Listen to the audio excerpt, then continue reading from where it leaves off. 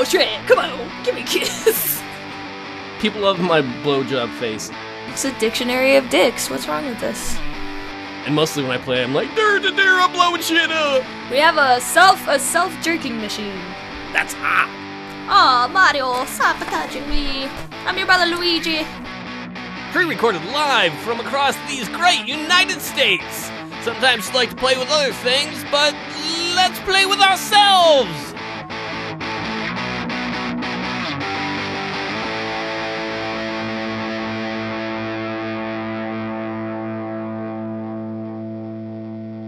And you said you were unplugging the thing. I thought you meant, and I'm done. I haven't even started I'm pulling the yet. plug on this object. I mean, this project. Beep. Oh, man. Our project died. That'd be better than us dying. Yes. Okay. I'm ready when you are. Bye-bye. Hey, everybody. Live from wherever we're doing it. Oh, that's the real opening. We're doing a podcast. Let's play with ourselves. Hi, Gamerpixie. How are you doing? Hey, man. I'm just playing with myself. God, people do not understand that we can do this. What kind of society do we live in, Paul? Tell me. I've not been outside in American society? Yeah. We're freedom to play with ourselves in private. In our privates? Yeah. With our privates? What? Sometimes you start saying things and then your brain's like, hey...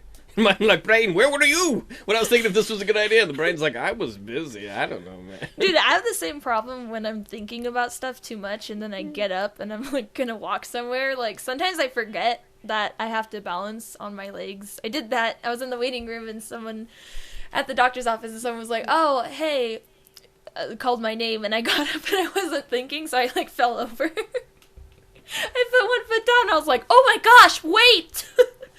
Damn! Well, anyway.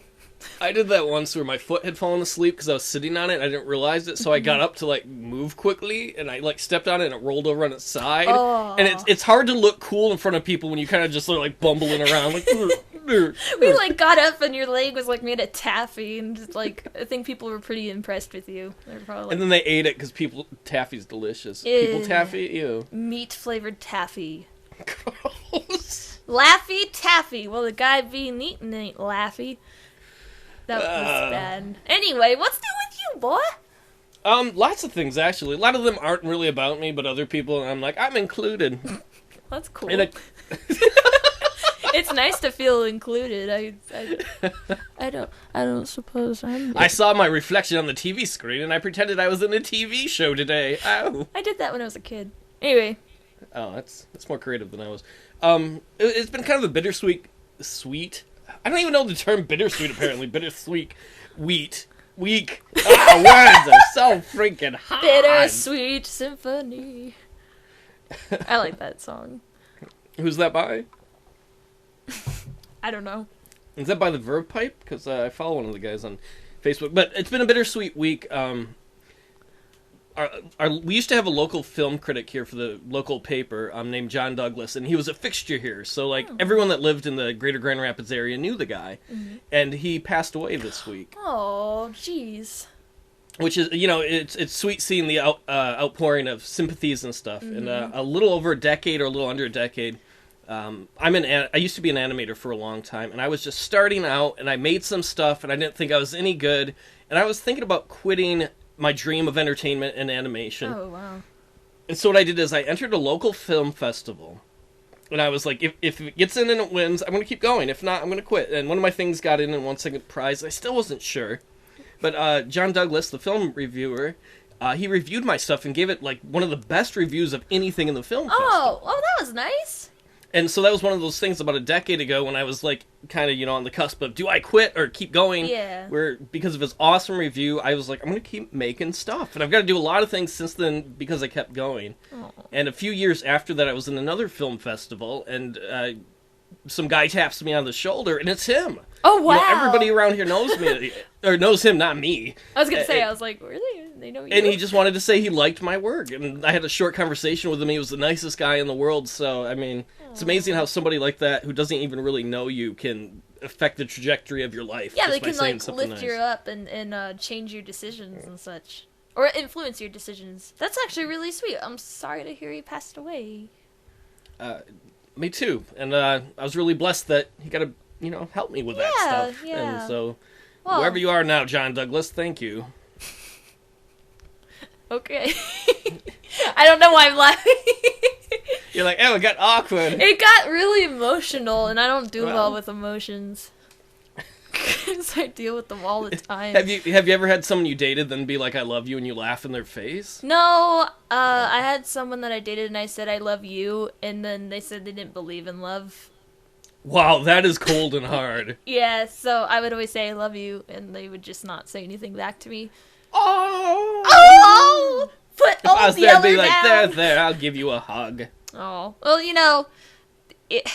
learn stuff. We should have a relationship cast sometime. And just talk. No, we shouldn't actually. Never mind.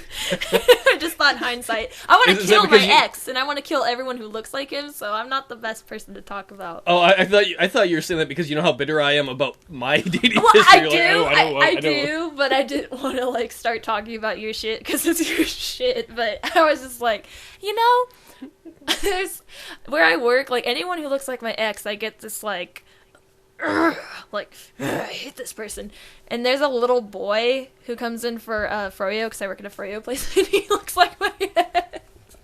So some poor little kid is like, can I have some frozen yogurt? And you're thinking, you little bastard, I'd hit you if I could. Yes! When he first came in, I was like, fucking... And I was so mad, and then I gave him a spoon, because, obviously he has to eat a spoon, and I was like, here you go, buddy. So mad. And now he's a sweetheart. He really is the cutest little kid. But no, it is really funny because I'll go around Facebook, and then if my friends or someone I'm friends with has a person in a photo that looks like my ex, I'm like, what is he doing? But that's because I'm somewhat psychotic. So don't date me unless you want to have a fun time for a lifetime. What's new with you more? Because you had a lot of stuff to talk about. Well, you confused me there. You're like, don't date me, but if you do, it'll be awesome. I'm like, you just turned that around. You turned it around. Well, I mean, it was awesome, but it was horrible. So, full circle. I'm sure you're very dateable. And you're like, oh, Paul, you're good at compliments. Everyone wants to hear that compliment. Thanks, Paul. I'm often very self-conscious about, or I'm not sure if I'm a good dateable person. Oh, I'm sure you are. Oh. I'm not sure if that was cute or creepy. The closer you got to the mic, I'm like... No, I was just thinking about, I love how we've become so comfortable, folks at home. We've become so comfortable with podcasting that now it's actually just, you are literally witnessing us talking to each other. This is, kind of the weird shit we talk about. Without we don't usually have segments when we talk to each other. We don't have plans. I do. Do you? I do. You're I'm not very good at spontaneity. I don't even know how to pronounce the word. Spontaneous. Fuck you, Paul. Spontaneous? Is that what? Whatever. But yeah, so freaking chill. But you had more stuff you wanted to tell me, and I'm curious because I haven't talked to you in a long time. So. Well, the other thing is, and this is more of the bittersweet stuff. This week, technically tonight while we're recording in it, is David Letterman's last show. Oh yeah, I heard of that. Oh wow. And many, many years ago when I was in high school, I didn't really know what to do with my life, and things were less than pleasant. We'll just say it that way. People have had worse lives than me, but, I didn't get the sandwich I wanted one day, and life's fucking hard. I really like that analogy.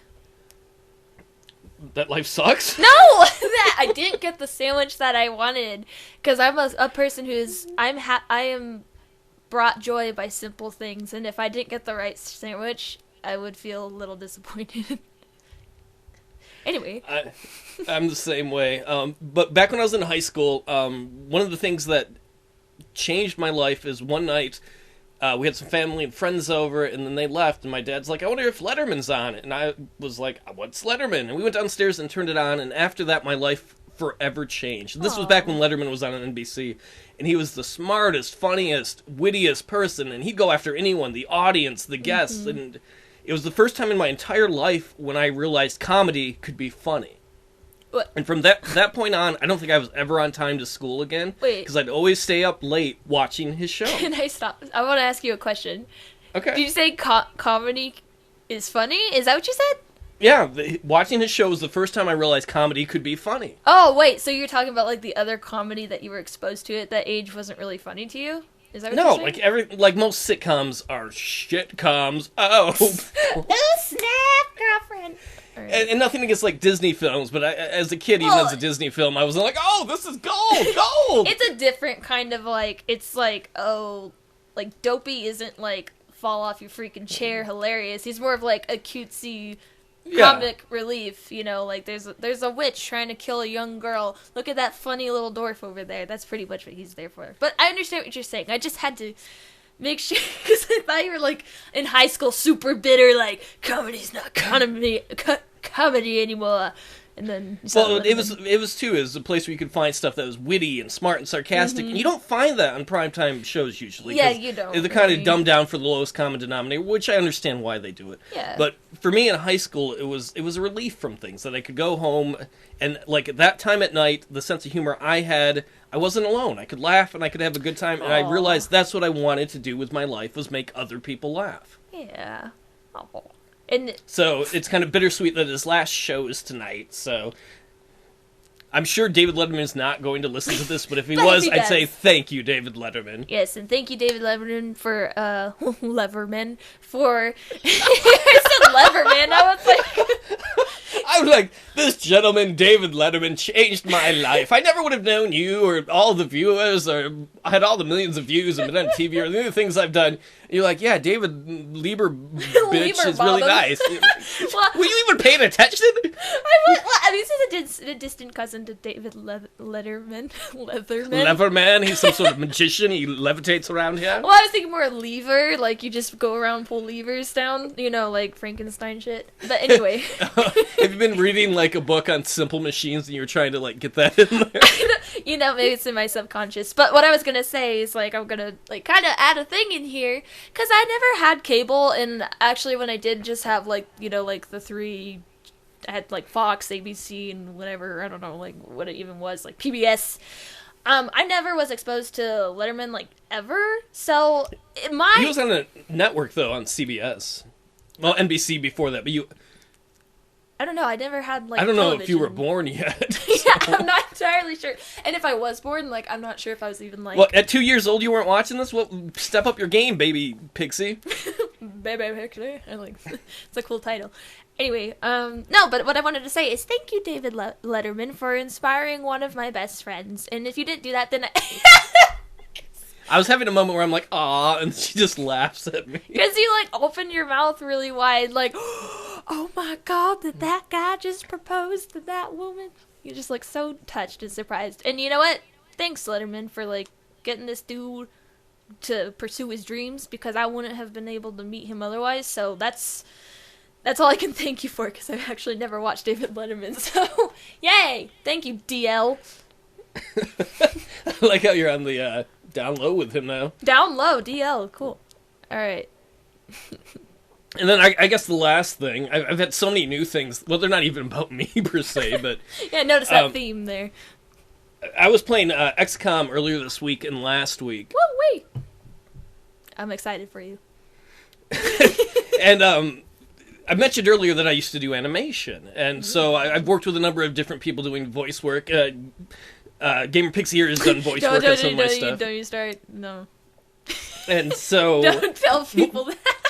Well, we'll get back to that in a moment. Yeah, we will. So I'm playing XCOM and Enemy Unknown, and there's this voice, because, you know, you're running a spy agency, and you're... Not a spy agency, it's like a secret covert operations, and you're fighting aliens. Wow. And there's the secret council you report to, and then there's this mysterious guy on the council, and he's like, you know, we're watching over you, and blah, blah, blah. Ominous. And it's all really ominous and mysterious, but the guy doing the voice, his name is John, and he's done some voice for some of my own old cartoons. Oh. So whenever it's like... Really? Yeah.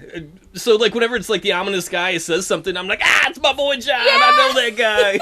That's awesome! Oh my gosh, I've never had that happen. Well, like, I've never had that moment, so I can only imagine how cool it is to be playing a game and be like, yep, I had that guy do voices in my stuff. Like, Yeah, cool. it totally blew my mind. And if you want to see him, I think he does the voice stuff for, what is it, Epic Movie Trailers now or whatever on YouTube. Oh, I'll have to check that out, because I do know what that is. I haven't actually seen any of their Epic Movie trailers, but I've seen thumbnails.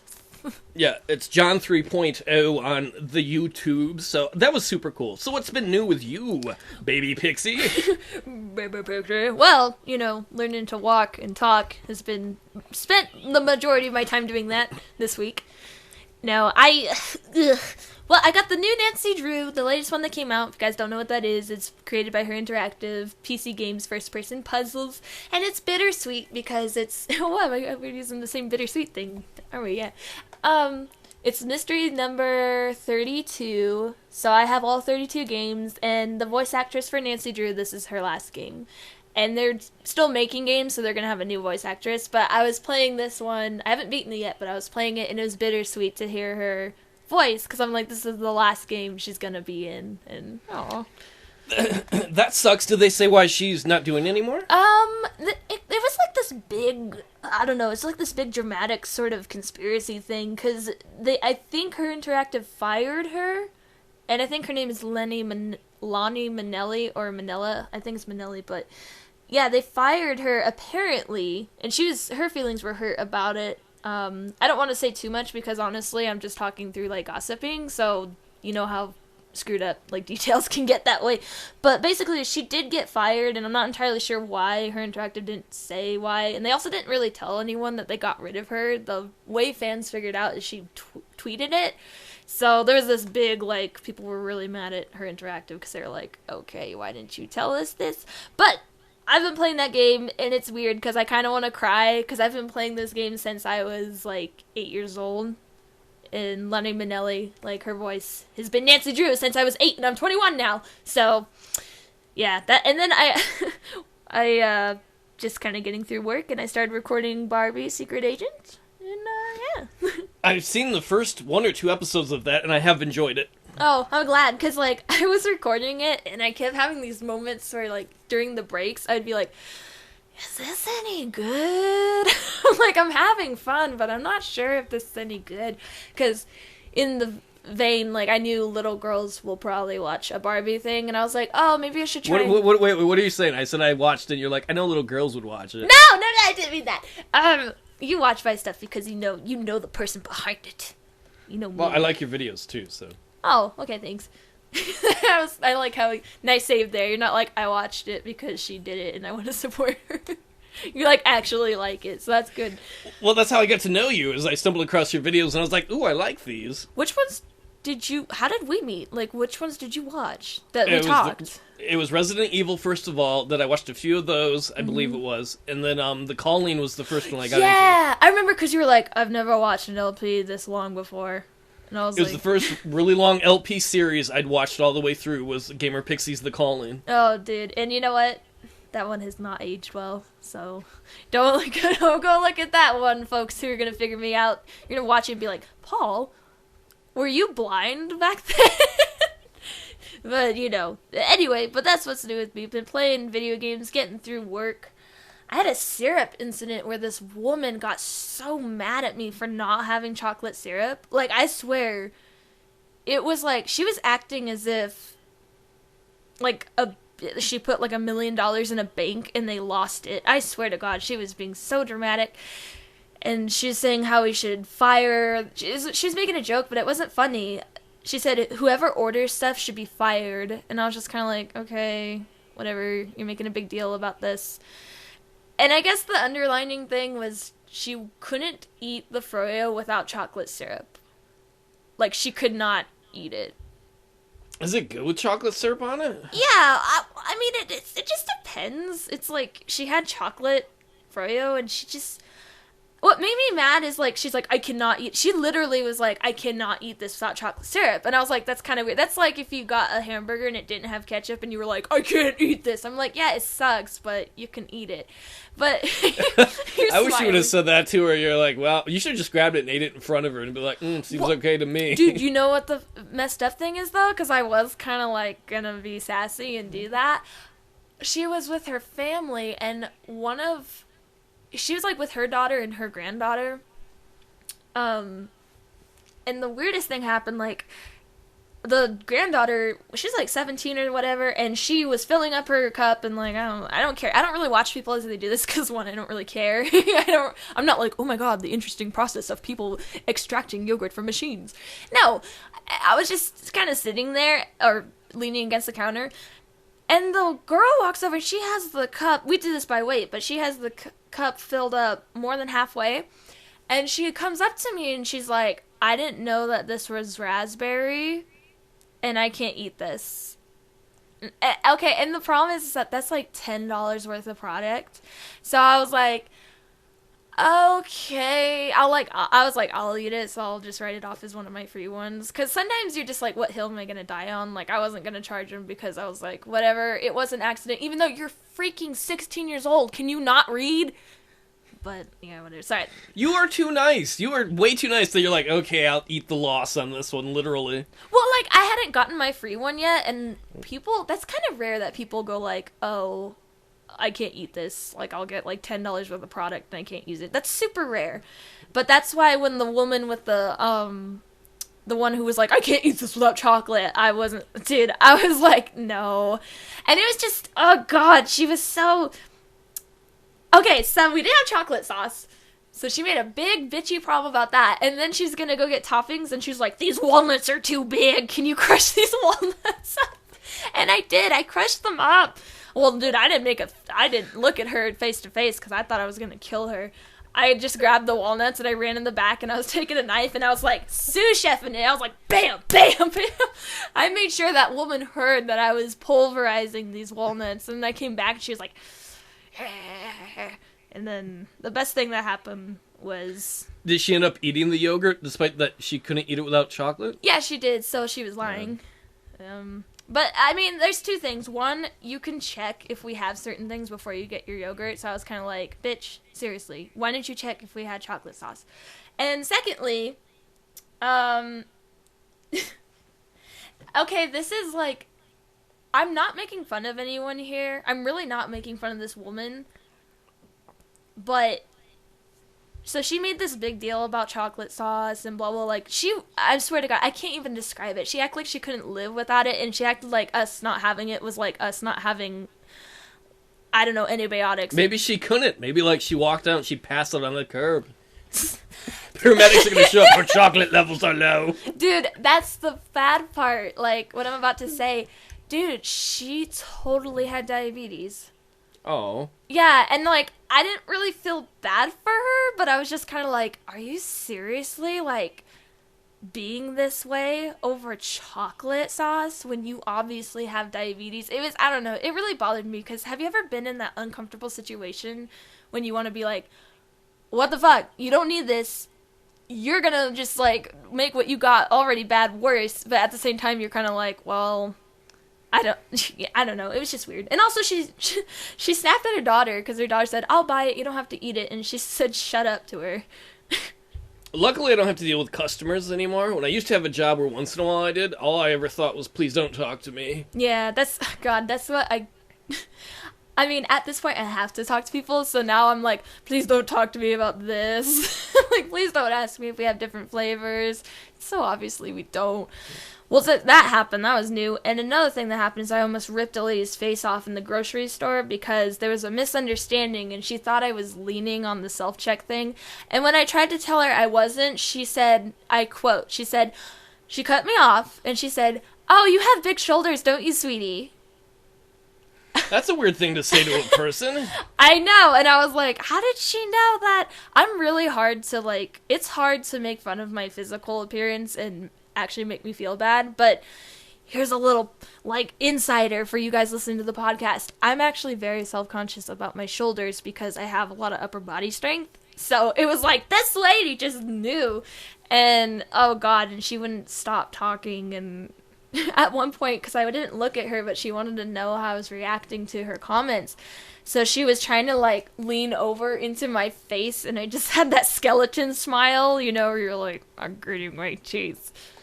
I gave you the, I'll kill you in 5 seconds if you don't get away from me.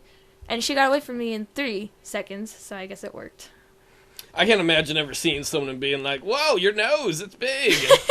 And I've seen you, your shoulders are proportional to your body. I know. Well, when I told my mom laughed so hard. She was like, what is that lady smoking? I don't know. But yeah, that's my week I've been dealing with. Drama mamas. So, ugh. But playing video games, that's a positive. I love video games. Speaking of video games, I've got a question for you. Woohoo! What? That's not too far off from it. Far rough for you, dog. I love you. What was your first, like, Mario gaming memory? Ooh. I mean, Mario's such a big part of, like, gaming, or was. He is. Depending on... I think my... okay, so I was actually going to ask you about this before I started recording, and I forgot. But give me more, like, of a detail, like, Mario memory, like, earliest memory as in exactly what I remember first seeing of Mario? Is that what you mean? Yeah, that's... I can tell you what mine is if that makes it easier. Please, go. I've been talking, so go ahead. Well, when I was a kid, olden stories, that's why I love the podcast.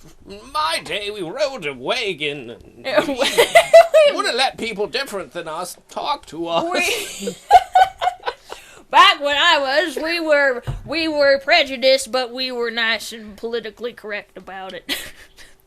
That's all I heard about it. So back when I was a kid, my younger brother used to have an Atari 2600. We had my friend Matt, and he had an Atari 7800. I forget what that number is. So that's the gaming we originally grew up on. Was, you know, simple Atari games. Yeah, the button in the middle and the freaking joystick. Yep, and then one day I went over to my friend's Matt's house, and he had this console set up I'd never seen before because it was new, which was a Nintendo Entertainment System. And so he put in Super Mario Brothers, and I was just blown away because I was used to this world of Atari where you have either one screen or like the most complicated side scrollers like Jungle Hunt or like Pitfall, but it's the same screen. You know, you walk over and it's just... And then this whole new world of gaming was opened up, and I was like, oh man, that's really cool. And it was because he was playing Super Mario Brothers. And that was just kind of a formative video game memory. Like, blew your mind as a kid. Yeah, but then when I wrote down the question, I was like, yeah, me and Gamerpixie should answer this. Then I thought, oh wait, I realized, I think last night, I'm like, now that I really, really think about it, that was a really big moment for me. And I was like, oh, look at this new console and how gaming's changed. Yeah. And then I remembered I played a Mario game before that, because there was a Mario game before that called Mario Brothers that was like an arcade game that was ported to the Atari. There wasn't there? I never played that, but... Yeah, we used to have it. I don't know if we borrowed it or something. We had it for the Atari, because there were little platforms, and like the Goombas or whatever would walk on them, and you'd have to jump up, and you'd flip them over, and you'd have to run up and hit them in a short amount of time before they right-sided up. Dude, that sounds like... Okay. Do you like how I turned into a submachine gun there? A submachine gun, dude. But, God, that actually sounds so reminiscent of the versus battle in... I'm pretty sure it's in Super Mario 3. Do you remember the versus battle in that? You can play as, well, obviously Luigi and Mario, and you'd, like, try and, like, kill each other using Goombas and stuff and all that. Oh, dude, sorry, this is gonna bother me. I cut you off, but this... No, it's okay. If anyone knows what I'm talking about, it's like the versus thing in Super Mario 3. That might not be what's... Speaking my language, baby. Anyway... That might not be what Paul's talking about, but that's what it reminds me of. But that's your Mario memories. Well, that was, but because I'm really bad at it, because I overanalyze. Because the really good one is the one that's going to my friend's house and being introduced to the next one. So I thought, of Mario Brothers and playing it on the Atari, and then I went back and it reminded me of being very young in the early 80s, and then like arcade games, and it made me think of Donkey Kong. So it was like, my first answer, my best Mario memory is really a lie. It's really seeing him in the arcade. But... You are overthinking things. No, like, because there's a loophole. You could be like, my first when Nintendo had their own entertainment system, Mario Memory. Because technically, I mean, like, first Mario Memory, technically for me it probably would be Donkey Kong, but it's not as memorable to me. But that's probably the first time I saw Mario at all, was in Donkey Kong. Like on what platform? Or... arcade. I think I saw it at Chuck E. Cheese. I'm pretty sure. But I was so short and small, I was a freaking toddler, I probably wouldn't be able to, like, see it. I just remember the side art to the actual, like, oh, it's so beautiful.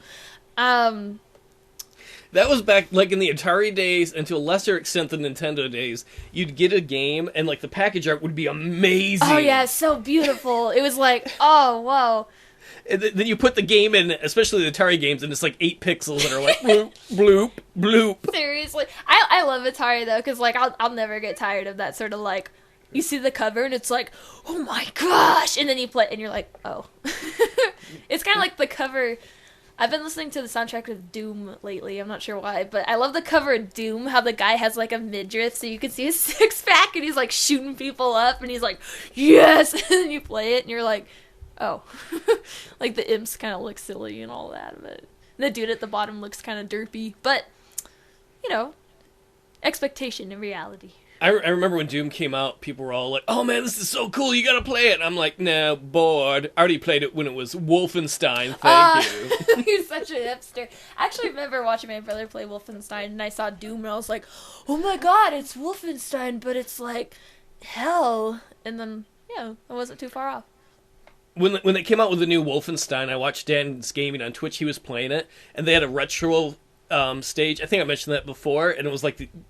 Basically, they redid the old Wolfenstein for just a little part, and I was like, that's what I want to watch! Those ancient graphics, that's the fun part. Well, you know what? Sometimes they have, like, a special sort of...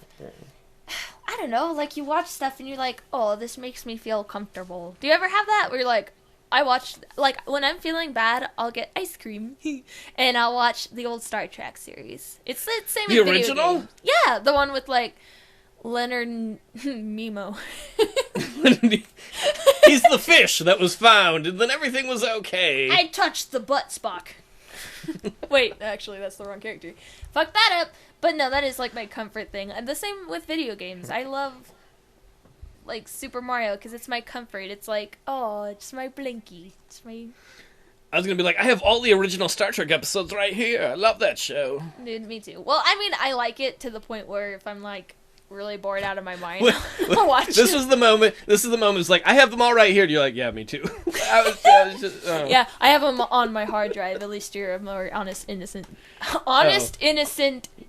citizen than I. Well, yeah. But actually, speaking of old stuff, now you're gonna talk about me, aren't you? Oh. Yeah. How's it feel? How's it feel? Did you talk to God when you were younger? I've seen him right now. Hi, Jesus. How's your dad? He's like, don't worry, it won't be long now. Yeah. Oh no. Can I delete a bunch of files on my computer first? No, you gotta leave that in your will. Gamerpixie, please explode computer when I die. That's what there should be. You know how there are medic alert bracelets? There should be like a computer alert bracelet. Like when I can't be resuscitated, delete these folders and files and bookmarks and do not look at them. What if you like give it into? What if like it falls into the wrong hands? Like you faint and you're like in the ghetto, and someone comes up and they like grab your wrist and they're like, oh, I'm gonna use this for evil, because apparently people who live in the ghetto have like gadget claw voice. But you know, what if someone used your files for bad? How would you feel? Well, you'd be dead, so you wouldn't care. So answers my own question. I don't even know what to say at that point. I agree. You're like, well, yeah, being dead pretty much makes it like, screw you guys, I'm not affected by this. Unless, well, death is the final unknown, so maybe we will have to deal with stuff. But I'm not dying for a while, so I have to say I have to answer this question because I keep putting it off. The thing I remember, my best Mario memory, or my first, is, I was thinking about this yesterday, and it brought a tear to my eye. It did. Your questions make me cry, Paul. By myself, in the shower. I'm like, how are you? And you're like, oh, he's talking to me again. My body feels so gross. No, That's a natural change as you age. You're gonna be like, that's a normal experience to have when you talk to me. That's mean. Not you causing people to feel uncomfortable. It's me. I like how you say something and then you pause afterwards. That was mean what I just said. I know. I set a freaking house on fire, and I'm like, that was just awful. I know. I'm the one burning to death. Oh. How do you think I feel? You're feeling hot. Finally. Just a pile of ash now. I have a nice ash, thanks. Your ash file's in the shape of an ash. That took too long to say. Anyway, Super Mario All-Stars for the Super Nintendo Entertainment System, I like what you described about going to your friend's house because you were used to the Atari.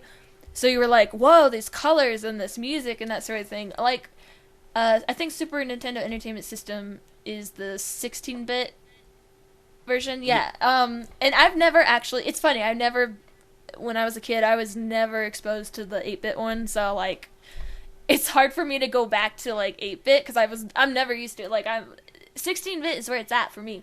But I remember my life just kind of being, like, this boring, like, horrible, dark, sad, unremarkable little childhood. And then my brothers were like, oh, let's play Mario. And I was just kind of like, well, I don't think I could even talk yet. But I remember they put the cartridge in this SNES and it started up. And if anyone knows what the cartridge or the game like Super Mario All-Stars is like, it starts off with group ambience, so it's like people talking and there's silhouettes of like a group standing in front of the screen, and then the light turns on and it's like Mario and Luigi and Bowser and Princess Peach and Toadstool, and there's these all other enemies that I can't remember the name of, and there's this really cute little song that plays and it's really simple, and I still remember that. Like, that is my first Mario memory, is that nice little intro screen, because it scared me how you saw their silhouettes and they're like, talking, and I was really scared, and then when the light turned on, I was like, oh, it's so happy and cute. I was like, I love it. And I really liked the game select menu, because it's just like a blue screen with the cover art of each game you can select, and I really liked it. Like, as a kid, I couldn't read when I played that game. So it was just, I remembered things off of like the symbols and what the game sounded like and their illustrations. So that's pretty much what my first Mario memory is, the intro screen and level select in there. That's cool though. I like that. It blew up my world, man. I'm telling you, like I was depressed and didn't have an outlet, and then that's when that's why video games are so, they're not important to me, but they're so powerful, like the way they've influenced my life, because me remembering being a kid actually starts off with video games. It does. Like, that's when I remember being a kid, is seeing the intro screen to Super Mario and feeling really, really happy. That's super cool, and how you've managed to then work that into doing Let's Plays and sharing stuff with people. Yeah, well, I'm kind of a hipster, so I still play the older games, but yeah, it's weird. It's kind of depressing now that I think about it. Okay. Depressing? I think it's really sweet. I think it's sweet that like it made you happy, and then you share that with other people. And... Well, and I'm not gonna beat around the bush. And I'm not trying to be like, oh, feel bad for me or anything, but being diagnosed with depression when I was younger, like, when you're depressed, anyone who's listening, if you've been diagnosed with that or you think you might have it, it's really hard to relate to people or find outlets that are non-threatening. Like, video games are, obviously, if you play too many video games, like, for too long, it's bad. But that's like anything. If you exercise for too long, it's bad. It's moderation that helps. But video games were, like, the first time that I could be like, nothing outside of that world existed. And at a very young age, I was like, I'd play Kirby, and I was like, I am Kirby. I am with that buddy. I'm experiencing the music. I'm looking at the colors. And when the game was on, like, my brain didn't think about, because I had a lot of anxiety as a kid, and I wasn't thinking about, oh, I have to go to school tomorrow, because I was in kindergarten, because I, like, was homeschooled for most of my life, but I did go to kindergarten, and it was a really nice escape. And I find now, like, today, I still use it to escape. Like, I'm like, oh god, I really don't want to go to work tomorrow, I feel like I'll break down, let's play some Nancy Drew, or let's play some Tenchu at the Heaven Mario, or whatever. And then it's a little harder to push out the stresses of life. Sounds like I'm giving birth to stresses of life.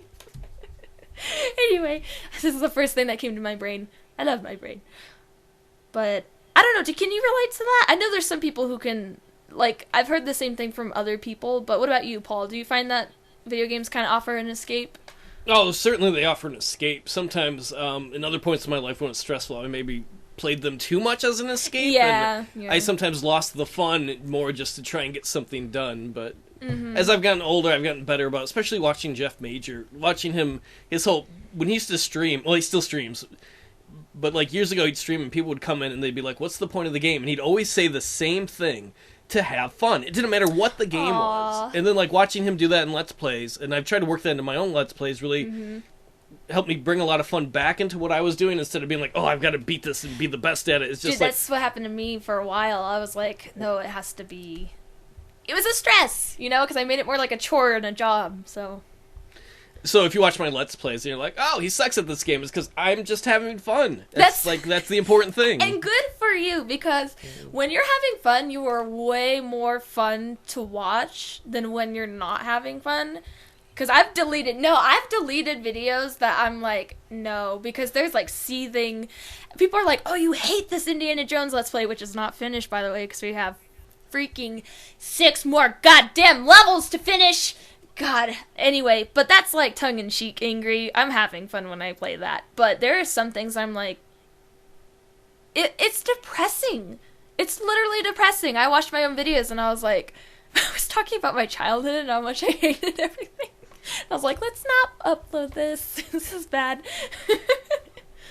Well, I don't know, I kept making a point, but I'm sure, you've told me you've deleted videos because you're like, dude, I'm just way too angry or something. Well, I'll delete ones that I won't delete ones that I've finished recording. But sometimes, once in a great while, like if it's a game where I'm in a really shitty mood, or if it's a game, once in a while you start an LP and it starts good, and eventually you're like, oh, I wish I hadn't done this, but I want to finish it for people. Because especially, I don't like to leave people hanging. If they bothered to watch 30 episodes, I feel like they deserve some sort of conclusion. You're so nice about that compared to me. I'm like, I don't give a fuck.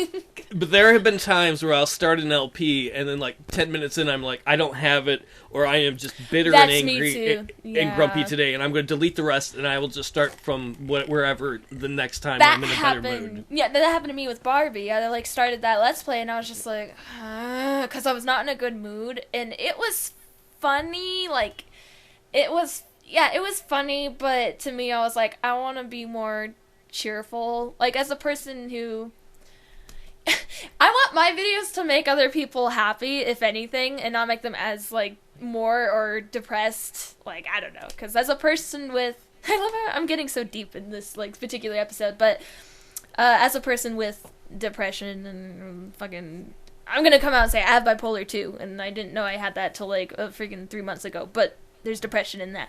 I want people to be happy when they watch my stuff. I don't want them to be like, oh my god, you're so sad.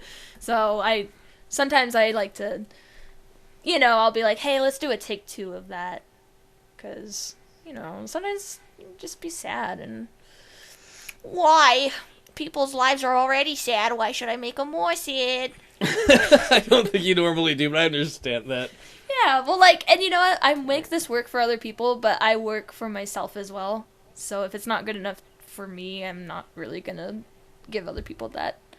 I mostly solve that in my case by not watching my videos, so I don't know if they're any good or not. I know. I was like, did you watch that? Like, it was when we did the what was it, Romantic Detective? Romance Detective, yeah. Well, I was going to say Rose Detective, and I was like, no, I'm close. But I was watching, like, when you uploaded it, I watched, like, all of them, and I was like, did you see that part? And you were like, no. For anybody, if you haven't seen it, Gamerpixie and I did a LP called The Romance Detective, which is on my YouTube channel, and it was a lot of fun. It was fun. I couldn't read. One of those again sometime. I became illiterate during the Let's Play. No, the resolution. I just couldn't read. Well, the connection was tough, and it's a visual novel, so you have to read it. So Gamerpixie had a hard time reading her parts, and she did such a good job. She's like, maybe that's cat, but she didn't say maybe. She just would roll with it and then make some jokes just in case. You're like a cat? No, well, it's what you do when you're when you're on the press. I was like, I'm recording something with Paul. He's like a superstar. I gotta do good, man. I can't disappoint him now. But, by the way, disclaimer: Paul is like the best guy to work with because he's so pressure free. Like he's not holding a knife to your neck or anything. He's cool, or he doesn't tell you when he is. So you're not. It's a placebo. Anyway, we got some questions, right? Oh, turkey. Eccentric in Texas asks, what game have you played that you wish they would make a sequel of? That's a very, very good question. Because I agree. Well, there's actually I have an answer to it. So thanks for asking a question that I can actually answer. Well, I only have one game, and that's The Lost Crown by Jonathan Boakes. It's an indie game. It's a ghost hunting adventure. It's on Steam, if you want to, see that. And I'm going to do a Let's Play of it someday. But The Lost Crown, it's made by one guy, and you can tell, but it's actually, I just love it. I love paranormal stuff with, like, the ghosts and all that, and the music's nice, and the visuals are nice, and it's just so nice and wonderful. Once again, my comfort game, or eat a nice big thing of ice cream while playing this game and I feel great. I really want him to make a sequel, and this is kind of the weird part, is that he said he was going to make a sequel, and he has like raw footage from it and like raw concepts from it, and he's kind of advertising it, but he's been advertising it for more than like a year. I don't think it's ever coming out. Like, he's like, The Lost Crown 2, this is gonna happen. And I'm pretty sure he talked about that over a year ago. So I don't think it's ever gonna happen. But I would really like it. So Jonathan Boakes, you're not listening. But if you are, I want you to make a sequel. I'll give you a kiss if you make a sequel. Maybe that'll inspire him too. But like, yeah, I'm gonna get some. He probably already gets some, so I don't know. But more than me. No, so what about you? That's my only one, because, What you said there, though, about the disappointment, you're like, yeah, they said they were coming out with it, but I don't know, is I saw this game on a Kickstarter the other day, and they raised all the money, and it was like a year or two ago, and I didn't realize that at first, and it was about, it's supposed to be like a kind of open world game, like The Adventures of Lewis and Clark, where you're going across America. Oh. And I was like, that looks super cool, that could be so many bad things. And then I looked and I'm like, oh, it's not out yet. Is it ever going to come out? Oh. Is that a sequel to something, or just like a... No. That's just, I'm like, you were talking about this, and I am a part of it, too. No, it's true. Actually, speaking of Kickstarters, the guy who made Scratches, like Augustine Cordes, don't quote me on that. But he's making another game, and they had a Kickstarter for it, and the Kickstarter is now closed because he reached over his Kickstarter amount. Like, he got more money than he expected. And I just learned that, and I'm like, damn it, I totally would have given you money, man. I didn't know. I'm sorry. Because I love Scratches, and he's making a new game called Asylum, and I guess it's like immersion. You go explore an asylum. But I love indie developers because, one, indie seems to be where it's at in my interest level right now, and two, it's kind of fun to support up-and-coming folks instead of just the big... Nothing wrong with corporations, but obviously people who make Silent Hill are doing a horrible job, so... Well, that's why I like doing visual novels and like Let 'em Dare games, and I've been amazed how many times I've done one of those games, especially visual novels. And, I do my stupid voices, and I'm like, I'm a maid, I want it in my bunghole. And then, like, so many of these authors... your drunk guy voice. I love your drunk guy voice. Which one? That's a pretty lady. When she sleeps, I think I might touch her.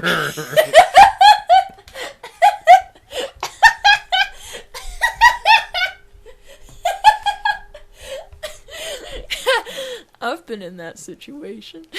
Oh, I'm sorry to hear that. No, I laugh because your voice was great, and I also have been in that situation. Oh.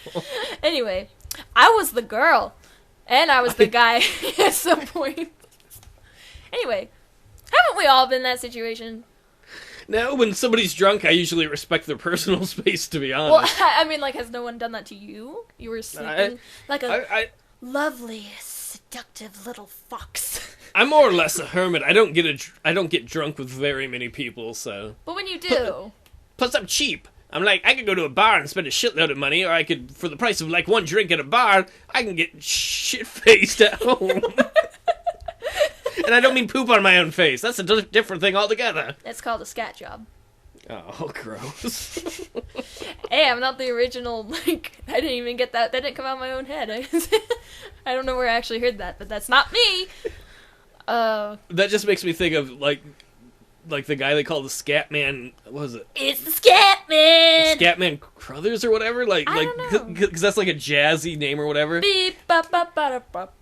But once somebody else is like, that's a name for poop too, I'd be like, you called me the Poop Man? What? Ew. Well, you know, that is weird because as a kid, like, I was a part of the nature group, and they're like, animal scat. And then I watched, well, it was cool because it was like, can you tell what this animal is? Because you could tell, like, if it was like a fox or something. I didn't like looking at shit at all.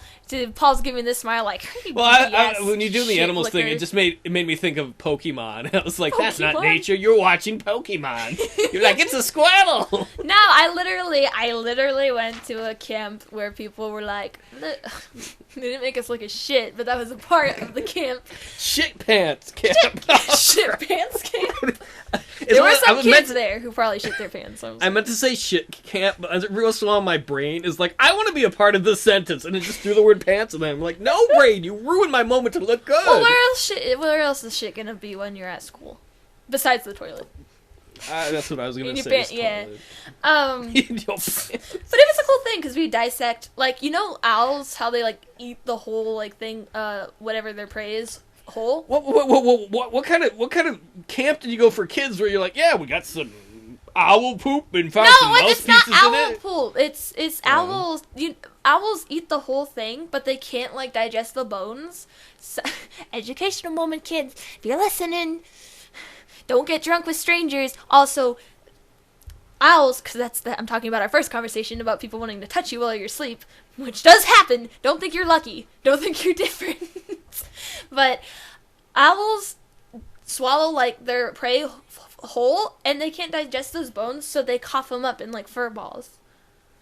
And we got to dissect them. Like, they weren't all gross and wet and stuff. They were like dried out, but we got to dissect them, and a lot of people were grossed out. But I thought it was really cool because you could like dissect them, the owl pellets. That's what they call them, and you could get like little skulls to rats or something. And it was just like, oh, because it was all really about immersion in. I was not a part of a cult. Don't give me that look. I was just imagining little Gamerpixie riding her bike around the neighborhood with a little mouse skull on the front of the bike. Dude, that would be sweet. I didn't think of that. No, I had a Hot Wheels bike. That was pretty cool. I would have been like, you should have known me then, but then it would have been inappropriate because of the age difference. This creepy old man said I should put mouse skulls on my bike. You'll be badass then, kid. Dude, I was pretty badass when I was a kid, though. Like, what? I was gonna ask you innocently, like, what have you done that makes you badass? But it made me sound like, what have you done that makes you badass, Paul? I had a Hot Wheels bike, and I did wheelies. I mean, I popped ollies. Whatever you fucking call those things. Did you ever do pop that on ollies? a skateboard? Yeah, I did that too, but I don't know terminology. Oh, look at you! You're like, yeah, I did that too. Did you just set me up for that? I don't even know. I remember I was riding my bike. I went outside in the sun once. That was pretty cool. Well, actually, it's hot. Ooh. Just imagine a very attractive young Paul walking out in the sun, melting. He's also a Tyrannosaurus. No, see, I'd go out in the sun and Tyrannosaurus. Where I live is we have a lot of cloud cover. During the winter, it's like 6 months of cloud cover. Yeah, there's no sun where he lives. And there's not. And then I spend a lot of time inside working or playing on the computer, playing video games. So you go out in the summer and there's light, and it's like, I can't see. Oh, That's I'm funny. a Morlock now. That is funny because, like, I've never experienced that before because I'm from Cali, so I'm just like, yo, dude, why is it raining outside? That's what it's like for me. So I think we got slightly off topic. Yes, we did, but it was fun. To answer Centric's question, if there's a game they could make another sequel of that I really would want to play, and I'm like a broken record on this. I'm like a kid who you take to a restaurant, and he's like, I want a grilled cheese! And you're like, we're at a fancy restaurant, you can have anything. Grilled cheese! Actually, in your defense, why don't they have grilled cheese at fancy restaurants? You got bread, you got cheese, you got a fucking griddle. Put that shit together. I'm sure if you asked for one, you probably could. But the game I would love to see another one would be Telltale Games Back to the Future. They did such a good job on that one. I know every time I'm like, Back to the Future! Well, obviously you really like it. It's really good storytelling. Okay. I do love that movie. I was talking about that with my brother today. I love Marty. He's so cute. Dude, I can't wait to hear my laugh, like when you went, there's a pretty lady when she's sleeping. I thought you were giving me grief at first because of how hard you laughed. So. No, dude, I was being serious. I was being so organic. Like, I was 100% no pesticides added. Well, the Wager and Wrath was the first one where I really used that. Did well. The one I did with Lauren. Mm-hmm. Was that the one with the girl that was like, I hate school and shit? Yeah. Yes. I like that one. I think Lauren did a great job. And you two doing your drunk voices. She's a very good voice actress. So we have another question, if you don't mind. Oh, never mind, Paul. Never mind that. For some reason, I picture you as some sort of raven when you say that. Quote the raven. Who's that tapping at my door? And now I imagine, like, there's a fancy dinner party, and there's 4 owls there, and they're couples, you know, and one's like, and he shoots up, he pukes up a partial mole skeleton, and then his wife's like, oh, you always embarrass me, Harold! Damn it, Martha! Whoo! Whoo! It's natural! Whoo! I'm an owl. Who are you talking to? That's a stereotype! Okay, well, I got nothing for that, alright. Sorry. Alright, K-Tilda23 what are your guys' favorite cartoon growing up memories of watching cartoons? And then in parentheses, Nick Kid or Cartoon Network Doop Kid? doop doop boop boop. Nickelodeon. I didn't have cables at all, so. I'm the same way. That makes me feel better because I feel like I was like, no, I lived in the streets. We never had cable, so the only way I'd get to watch it would be if I went over to a friend's house. Yeah, and then I'd be like, me.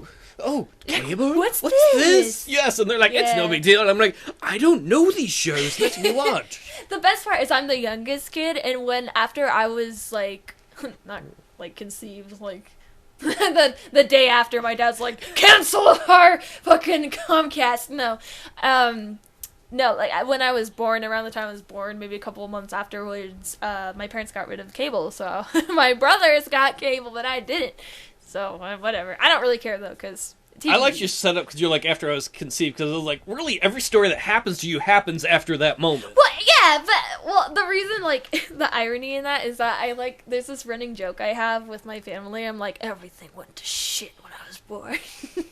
And they're like, no, it didn't. I'm like, Grandma didn't ask us to go to her house anymore. And they're like, well, yeah, that happened. And I'm like, I don't know, it's like Bill Clinton was president or something. I don't know. I just like would point out things that they didn't like, and they'd be like, yeah, that's true, but so I'm an omen. But anyway, what? That'd be just my luck. Oh, she seems nice. I'm Hellspawn. Oh, very nice. Yeah, you know that thing that came out of Pandora's box? Hope? Oh, wait, no, Hope stayed in the box. Well, it came out last. It was like, oh, sorry, I'm a little bug. I was overwhelmed. It was a little bug, wasn't it? It was like, because Hope, it's like the world is evil, but that little glimpse of hope is a fucking gnat, or whatever. And then Pandora's like, ugh, I should have opened that. So what was your favorite cartoon? Well, I actually did have an old Greek cartoon that I really liked. It made Hercules look really hot, and it's not the Disney version, nor was it featured on both those channels, so we'll just brush that under the rug. Favorite cartoon? That's hard to tell. That is really hard to tell, because well, if we're talking about, like, Nickelodeon and Cartoon Network, like, when I did go to friend's house, or I was always traveling to Carson City, and that's in, like, Nevada, so in Motel 6, we'd always, like, you know, we're like, well, we don't have cable at home, we're gonna watch cartoons. I don't know, I have a lot of favorites. I love Dexter's Lab. I absolutely adore Dexter's Lab, because I think it had a lot more adult themes in it than people realized, which was pretty funny. Ed, Ed, and Eddie. Have you ever seen Ed, Ed, and Eddie? I only ever saw commercials for it. Oh, I love the animation because they're all twitchy, and then there's this guy who's like, Plink! So if anyone knows that, you know what I'm talking about. And we were talking about this before we started recording, but Powerpuff Girls. Yeah, we're talking about Powerpuff Girls. That might be one of my favorite. Mojo Jojo. Mojo Jojo. And I love it because it's like, what? It's Buttercup, Blossom, Bubbles, and Buttercup. Like, and I love, actually, it's weird, like, as a kid, I really liked the Powerpuff Girls, like, the girls themselves as characters. And as I grown up, like, I still love that show, and I still love the characters. I think Bubbles is adorable. But I find that I really love the mayor, like, because he's like, oh, girls! He's like this fucking idiot man-child. Voiced by Tom Kenny. Tom Kenny did so many freaking voices. That's SpongeBob's voice actor. And I really love Professor Plutonium. I think that's his name. He's like the guy who made the Powerpuff Girls, because he's just like, oh, girls. I totally love him. And all the villains are great. Also, in the question you asked about memories, like like favorite memories, I remember, because I was like, for some reason, when I was younger, it was really hard to find, for me, it was really hard to find other girls who played video games. I'm not entirely sure why. And this would be the N64 era. I was at my friend's house, and we were watching Powerpuff Girls, and they literally referenced Legend of Zelda Ocarina of Time. The mayor is playing Legend of Zelda Ocarina of Time, and he keeps running into a wall, and he dies, and he goes, stupid fairy! And it's a reference because Navi was really, really freaking annoying. And I was like, that's one of my best memories ever. Like, because I was the only one who got it. I was like in a group of girls, and I was the only one that was like, yes, I get this reference! Like, I played this game! So, definitely Powerpuff Girls. I'm trying to think, like, because obviously Paul and I, we differ in age. So the shows you would watch would definitely be different. But did you ever watch Rocko's Modern Life? And Yeah, well, that was one. At that point in time, I'd go over to my mom's house because my brother and sister lived with my mom, and that they had cable. So yeah. there were days I'd even skip school and go over there and be like, I can watch MST3K because that was when it was on Comedy Central. I love and that was one of the things is watching Rocko's Modern Life. Yeah, with him and what was the cow and the turtle dude? Shep? I don't fucking know. No, Heifer. That was the cow. Heifer. I was like, Shep. I was thinking fucking Three Stooges. I was like, Shep. Like the episode, my favorite one was the Christmas one, though, when they have, like, the elves. They're like, screwdriver. I don't know why my favorite. I love Rocko's Modern Life because I actually love the freaking intro for some reason. The Rocko's Modern Life. Spunky! His dog is so cute. Yeah, I don't remember what the turtle's name is, but he was definitely like a satire. I want to say it's Sheldon, but I think that I don't remember. It might be Sheldon. All I remember as a kid is knowing that he was supposed to be Jewish. Yeah, because he's like, I never even thought of. Was he like all these years? And I'm like, what? I didn't even pick up on that. Well, like, you know, like the stereotype, all the humility, like he's like that. Like, I remember my mom being like, "Oh, it's a joke," and I was like, "Oh." There's actually a lot of little stereotypes in kids shows. I thought that was kind of funny. Powerpuff Girls has a big-breasted woman that you can't see her face, and she talks to the mayor. In every camera angle, her boobs are like blocking her face. So that's pretty funny. Oh my god, I cannot. Oh wait, that's why I didn't. I was like, I didn't mention Animaniacs, and that's because it wasn't on Nick Kids or Cartoon Network. So that's why. I think you can mention whatever. I mean, because I think my favorite cartoon as a little kid would have been probably Looney Tunes, because they'd show the old Looney Tunes on Saturday mornings. I love Looney Tunes. And so my memory would be like, I remember me and my brother and sister, we'd get up early and make ourselves cereal and just sit and like watch that. And Aww. I think I liked that too because it was a little more intelligent when they made that for themselves. They were just trying to entertain themselves. They didn't care if it was for kids or not. So. Yeah, I noticed that. Well, like with Animaniacs, I would have to say the same thing because they made a lot of like jokes that were like, okay, like this is a kid's show, but it was they were way more clever about it. And I love Pinky and the Brain so much. And that was, oh, I love. And then I don't remember the squirrel stuff. I cannot remember for some reason. For some reason, I cannot remember the name. It's like, what is the, like, old curmudgeon squirrel and then the younger one? I used to watch those cartoons, but I couldn't remember. It's like Slappy or something. I don't fucking know what her name is. She talks like this. I'm lost. I'm lost too. But I remember, you know, my childhood is weird because I remember watching a lot of Penny segments. On Pee-wee's Playhouse? Yeah. I watched, because we had a tape that just had a ton of out of, like, context. Well, it was out of context on the show, but Penny segments. And I love Penny segments because they just, like, recorded a girl talking and she sounds so spaced out and, like, she's not really going anywhere. And for the longest time, I did not know what that was from, and I was watching Pee-wee's Playhouse on Netflix, and I was like, oh my god! Oh, this is... Oh! But getting back, you know, I'm deviating, but getting back to it, yeah, so you and I watched Rocko's Modern Life, and I love Rocko's Modern Life. It's so creepy. It's like Ren and Stimpy. I love Ren and Stimpy. See, if I had to pick one from, like, Nick and Cartoon Network, though, I didn't discover it till it was off the air and I was a lot older, I would have picked Invader Zim, because I love that cartoon. Yeah, that got quite the cult following. Like, I remember friends of mine really loved watching that, and I was like, what is that? And then it ended up getting, like, I'm not sure if it was canceled or they just stopped. I'm not sure, but by the time that they stopped doing it for some such reason, I wasn't able to look at it, so... Well, if you can ever find it, it's really dark and funny, and I love Gar. Doom, da, doom, doom, doom. My brother talked to me about it a ton, so I was like, oh man, I missed out. Speaking of kind of like darker shows, I think this was on Cartoon Network, but Courage the Cowardly Dog Show. Oh my god. Best show ever! They had one episode that scared the hell out of me. Like, and I love it, because anyone who watched Courage the Cowardly Dog as a child... They have that episode that was just like, okay, you went too far. You scared me. But mine was like, if anyone remembers the one with there's like a vacuum salesman, door-to-door vacuum salesman, and he's like sucking people up in the fucking thing and making them into, oh, it's so creepy. He was sucking people up into his vacuum, from what I can remember, and he did like experiments on them, and it was so creepy.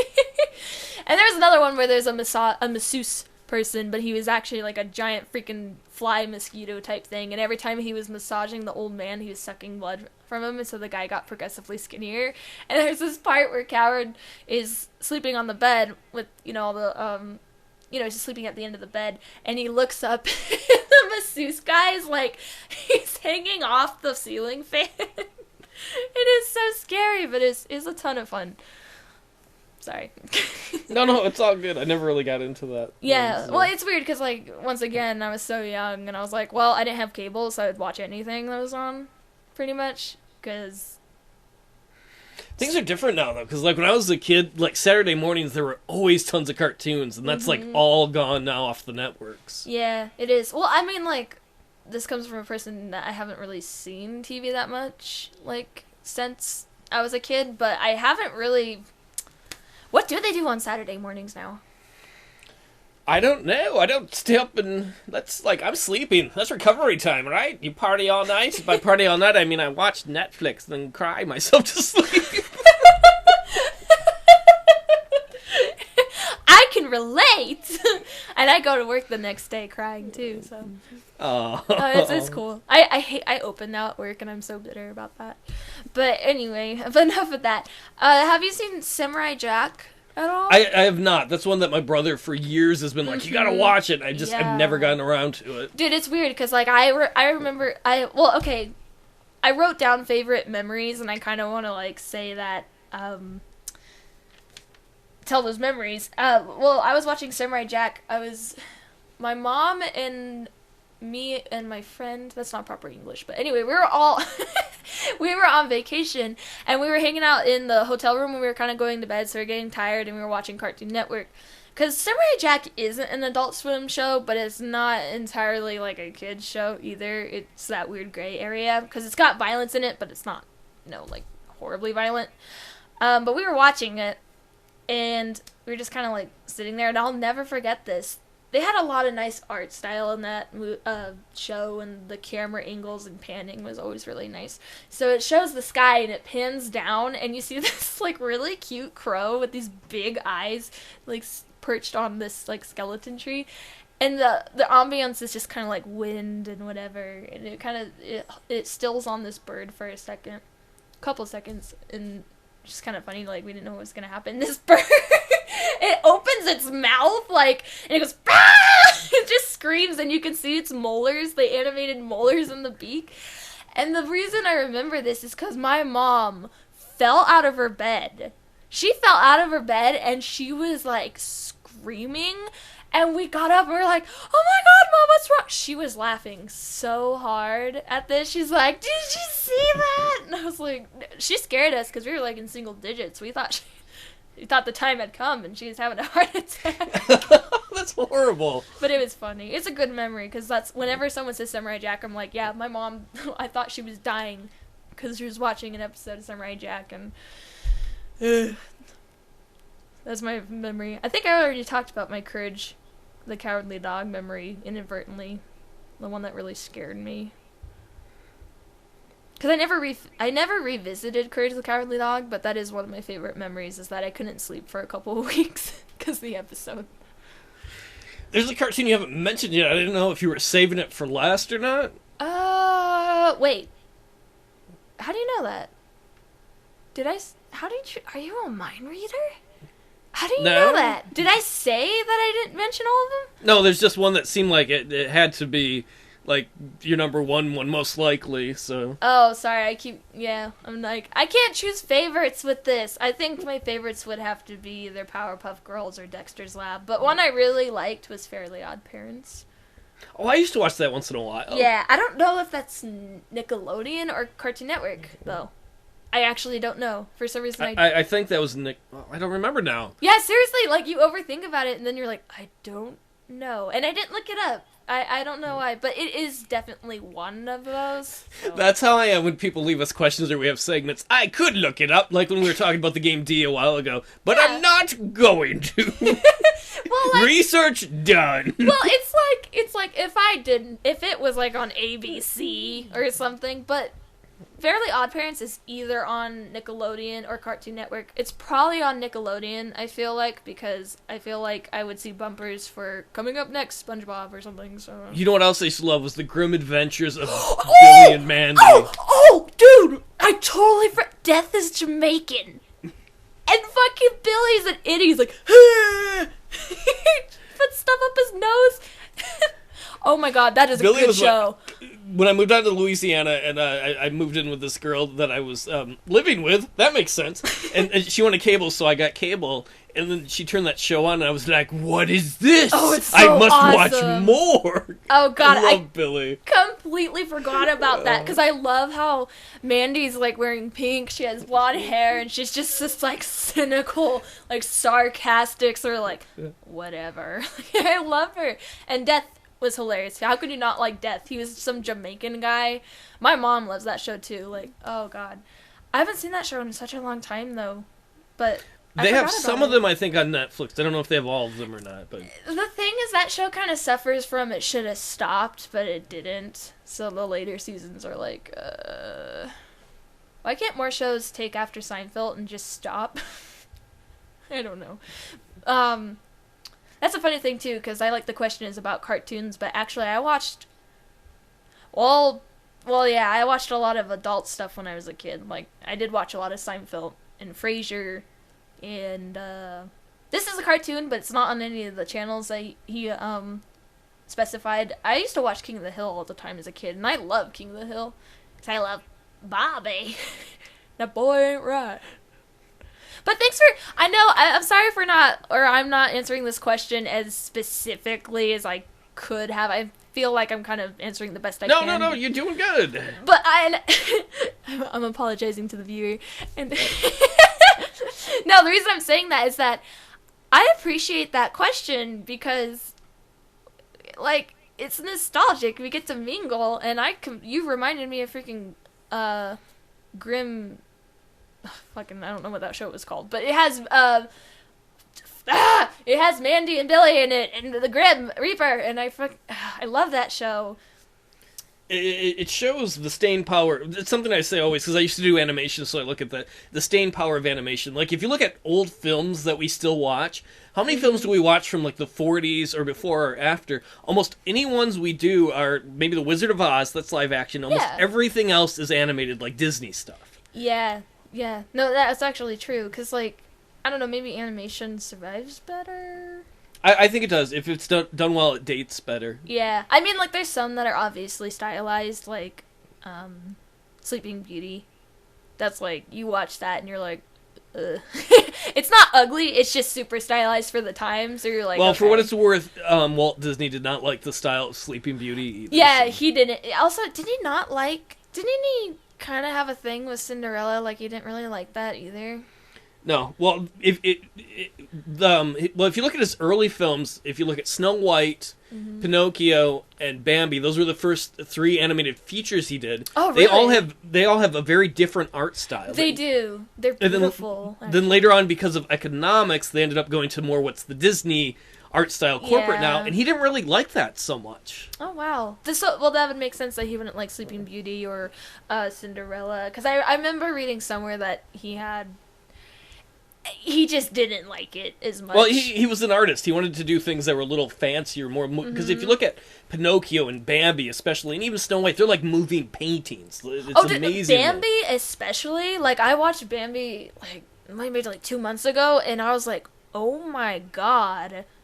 It is like a moving painting. I'm like, dang, that looks really, really, really good. And that's what he wanted to do more of, but that was more expensive to produce it like that. It's true. Well, and, like, you know, I feel like as a businessman, Walt Disney did a good job at that, because he was like, you know what, I still want to keep going, but I have to make some sacrifices. And honestly, in film integrity, like, Cinderella is not a bad film. It's okay. It's a stupid fairy tale, and, like, he brought it to life with animation. It's fun. And Sleeping Beauty, I never really liked that story, but it being stylized isn't bad either. It's like, I feel like, what's his name? Richard Williams? I'm going to ask a sexist question. Was like, does it hurt to have tits? I never wanted that before. I know it does sometimes when people are having their periods, if they're going to have a baby or whatever, but I'm having a period right now. That I hate you. No, I don't hate you. No, okay, I thought it was going to be different, just to be like, oh, I didn't need to hear any of that. No. Well, see, I turned into, like, I would never disclose such crazy information on a podcast. What do you think? But like, Disney movies, like, were you, like, really into, like, The Little Mermaid? No. I actually did not like The Little Mermaid at all as a child, and I was always kind of, like, strong-armed, like, you should like this, and I'm like, no, I really don't like it. So, I mean, if you want to know why, like, do you want to know why I didn't like it? Was it scary? No, Ariel was such a fucking selfish-ass bitch, and I really hated that, because she was like, I wanna sell my fucking voice for a guy so he can fuck me. And it's like, you don't even know who this guy is. And then Triton's, like, actually a cool dude. I love Triton. I love Triton and Ursula. That is the only characters that I loved in The Little Mermaid. It is a valid point. It's probably not a good idea. Sorry, Paul, for y'all at home, I'm gonna describe it. I can't. Yeah, because you put chocolate cake in front of me. I cannot not eat it. Paul was gesturing with his hand, like, the number one thing. He's like, that's a good point. And he inadvertently, like, knocked one of his headphones off his ear. Because I'm a derp. I'm like, that's a good dude. Actually, you might be able to hear it in the recording, but I didn't hear it, so. I was going to say, though, if you see someone just because they're hot, don't trade your legs or your lower half of your body just so maybe you can fuck Well, them. she traded her fins, but the thing is, like, she really... And her voice, right? She fucking sold her soul. She did, in a sense. And you know what's funny is that, like, Prince Eric is like, oh, this bitch saved me. She can't talk. And wait, and then when, like, the other chick shows up, Ursula, like, with the voice, Prince Eric's like, oh, I like this one. What? Yeah, I know, which is funny, because, like, there's a couple of, like, 50s or 60s jokes you could make there. Like, you're like, the woman that doesn't talk is obviously the one to go for. Well, he actually picked the other one, right? The one that did talk, so... No, yeah, I know, but, like, She, like, was fucking hypnotizing or something. I don't know. I hate Eric. I hate him. The point about that I asked is, then yeah, how is that sexist? Well, because like a lot of, like, my sister always did that. A lot of women I know were like, I love The Little Mermaid. Because, like, for me, I was like, oh, I like Disney's Robin Hood and the Sword of the Stone and The Great Mouse Detective, you know. Oh, I love The Great Mouse Detective because I knew who Vincent Price was, and I fell in love with their villain, Ratigan. Oh my god. If there was ever a question like, what deceased actor, if he was around now, like, you would date or something, oh my god, Vincent Price. B-movie actor. Bring that man to me! He has a wonderful voice and he's hilarious. I'm impressed that as a child you knew who Vincent Price was. I watched, what's it called? The Thief and the Cobbler. That's Richard Williams' film. That's what I was going to make the example, that Richard Williams was probably not as good at business stuff than Walt Disney, because even though Walt Disney did stuff he didn't really want to do, at least he still kept his company, or like he actually made finished movies. No offense, Richard Williams, I think that's his name. But yeah, Zigzag is voiced by Vincent Price, and that was my favorite movie growing up, so I was highly exposed to great amounts of Vincent Price. So that's cool. Did you get to everything on your list? Yeah, I did, actually. We've been... I'm amazed, though, that you didn't mention SpongeBob. Well, I wasn't introduced to SpongeBob till later. Like, I think I watched Neon Genesis Evangelion, or Evangelion Neon Genesis, fucking dyslexic, I have no idea, which is an anime. I saw that anime before I was introduced to SpongeBob. And I was young when I saw that. Like, I saw Trigun, which is another anime. I saw Dragon Ball Z. Like, when I saw SpongeBob, I was like 10 years old when I actually saw SpongeBob. That's why I didn't mention it, because I was looking for something a little, like, younger. Oh. Because it says growing up by 10 you're already an adult? Is that what it was? No, but I just, like, I'm different. Like, when I was in single digits, I was more easily, like, influenced, like, by, like, the impact of cartoons was different. Like, when I turned 10 and I watched shows, I was like, whatever, you know, like, I don't care. There's some great shows. I imagine you with a beret and a little cigarette and sunglasses as a 10-year-old. You're like, hey, this is such tripe. It was kind of like that, because I watched so many things I should not have watched. Like, if anyone knows what Animatrix is, it's like the fucking compilation of... Do you know what that is? Yes, I used to date somebody who had it, so I've seen most of it. Oh my god, is it not? Well, okay, it's kind of on It's really kind of anime-esque stories that are Matrix related. Yeah, they're like, it's a compilation, you would say, right? Because it's just got, like, different stories and stuff. Some of them are really fucking stupid, and some of them are okay. They're like, eh. I rewatched that, like, maybe a year ago, and I was like, oh, this isn't as good as I thought it was, in my opinion. Dude, this is how I was introduced to a lot of stuff I watched, and I was introduced to stuff way too early.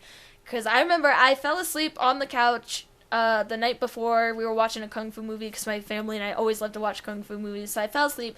I woke up, I was 8 years old, I woke up to someone screaming, being pulled out of a mecha, because my brothers were watching Animatrix. And I sat through the whole thing. Also, anyone who knows who Evangelion is, I saw that when I was, like, 9. And, dude, the whole, like... I saw the movies when I was 9. So Shinji jerking off to a German girl in the hospital was not well received by my 9-year-old brain, okay? I would, understandably, yeah. Yeah, and anyone, like, seriously, I know I'm sounding crazy when I talk about that, but anyone who's seen the anime, they'll be like, yeah, that happened. I should have been watching Pokemon, and that's it. Pokemon! Gotta catch 'em, it's you and me. Sing with me. You know it's my destiny, Pokemon. Oh, you're my best friend. In a world we must defend. I didn't see them defending the world a lot, though. I mean, Team Rocket... I want to get a badge! I'll defend the world after I get all my badges! For a second, for some reason, I thought you were going to be like, I want to get a boner! Someday, when you get older, Ash, you will. Ash, why don't you get a boner for me? Well, Misty, I have to get all my badges first. I want to breed Pokemon. I'm actually Japanese. Breed with Pokemon, or...? I think someone made a joke in that in one of the animated things they did, and I thought it was funny, because as a child I was like, Brock, you're creepy. Yeah. And they had very poor parental supervision. I'm going to wander all over it, and I'm going to have monsters and fight with other people with monsters. I remember the first episode, his mom's like, don't forget to change your underwear. He's like walking away. What? I don't know. Where's Ash? I don't know. Probably got eaten by, I don't know, Meow thing. Meowth. Yeah, I love Meowth. I don't know why he was Brooklyn, but that was cute. Team Rocket couldn't have defeated anybody. Oh god, they were so cool though. Jesse! Oh, wait. Jesse! James! Can you do his? James. They both got midriffs. Or... You make him sound like he's a cross-dresser or something. He is. Did you ever watch it? Like, he's so... What? God, to unite all people within our nation. Fucking the stars above. To unite all evil? God, what was their little slogan that they said every time they appeared? I remember the music. I don't know. This is like, for my street cred, this is awful that I don't remember I used to, what happened is, I was an adult by the time that came out, but I worked a job in a bakery, so I had to go in super early. I'd get out super early, and so I'd come home and I'd be exhausted. I'd be like, what's on TV? It's like daytime talk shows. I'm not going to watch that shit. I guess I'll watch Pokemon. It's good, though. This is good. I enjoyed it. It was better than, I don't know, hitting myself in the head with a hammer. True that. And it was also better than, Wait, did Digimon and Pokemon run at the same time, or was Digimon afterwards? I don't know. I thought they were around the same time. I thought they were, like, competitors, technically. Yeah. They were like, oh, marketing Digimon. Pocket monsters! Well, what about digital monsters? Wow, you got me there. Great. It's like when Transformers came out and then they had GoBots. Someone's like, let's rip it off with a different name. Don't you love that, though? I absolutely love that. Where it's like, they had, oh god, they have these at the store. They're like, they have Barbie dolls, and then they have like some sort of knockoff that just looks, it's like Life Doll or something. I have no idea, but it's at Walmart and it's hilarious. I think that's a different thing you just mentioned. Oh, wait a minute. Are you talking about voodoo or sex? No, I was thinking of, I think that might be the name of the super realistic sex doll. Might be the Life Dolls. Life Dolls? You'd be like, I bought my child a Life Doll on the internet. Oh, they shouldn't have that. Well, they can. I mean, if they don't know what it's for and they're having fun with it, just like regular doll. Daddy likes to play with it, too. Where's my dad, by the way? He left the family and took Life Doll with him. Yep. Oh, man. This one doesn't nag me ever. So future... just gives you splinters and shit. What? Is that what Geppetto made before he made Pinocchio? She's like, I need a young man to caress me. Oh god, I didn't mean it in that way. You know, I feel like this is deja vu and this has happened before. But we've had that discussion, if not on a podcast, with each other. Yeah, maybe in the natural occurring of things, we did have that conversation. Why do you think he made his nose grow like that? Come on. Geppetto was obviously a kinky mind. You guys, why is Paul just so fucking... He's not accepting of people. What? I was trying to look at the word discriminative, but I couldn't think of it. He discriminates against old, lonely men. I am an old, lonely man. Who like young boys. Oh, I'm not that. I don't like anybody. Not me. I don't make dolls in my spare time. Little boy, go back in the box. Oh, God. No, but at least he does, you know, at least you're not me. I look in the mirror and I go, no one will ever love you. Oh, people will love your reflection. You know, that's actually funny because I, like, at the beginning of this month's almost over, that's crazy. But at the beginning of this month, I was like, oh, I don't know if anyone will really like me. You know, showing that sensitive side of Pixie, like, oh. And then it happens to be the month that fucking people who are like 3 generations away from me ask me out to lunch. So that means either very young children or very old people. I'm guessing very old people, well, because I know the story. Yes, you do. And you know what, just for everyone else, a Vietnam vet asked me out to lunch, and that was pretty creepy. I'd say nobody asked me out, but I don't want to encourage people to pay attention to me. On that very sad note, should we head off before too long? Yeah, we should. I think we're almost going over time right now, but... Wait, dude. That was a great friend of your father. This is why I like Billy. Like, you said all these funny things during the podcast, and when you're just like, I'm like, I like that. That's funny. Like Brandy and Mr. Whiskers. I'm just gonna throw that reference out there for anyone who knows what that is. It's a Disney cartoon that was actually really good on Disney Channel. I'll have to look it up, I guess. Yeah, it's about like a girl dog who's like really preppy and stuff, and she gets stuck on this island with this white rabbit, albino rabbit, and he's wearing like a prison jumpsuit, and it's pretty funny. It's spontaneous. But anyway, sign us out, man. Well, everybody, I'd like to thank you all for watching or listening. I guess you didn't really watch. I don't know how podcasts Watch with work. your ears and listen with your eyes. Yeah, listen all over me. Thanks for joining me as always, Gamerpixie. It was great hanging out with you. We wouldn't have a show without me, so you're welcome. So much for me announcing my solo podcast. Ooh, I don't know if this is the right time. I'd mostly be sitting there awkwardly and then crying. I hope you enjoy that for like an hour. Someone will listen to that, alright? I'll listen to that. I'll be like, why is it doing better than all my other stuff I've ever made? Because people like watching other people suffer. Oh. Alright, on that note, let's put ourselves out of our misery. Thanks for watching, everybody listening. I'm dead now. I'm dead on the inside. Goodbye.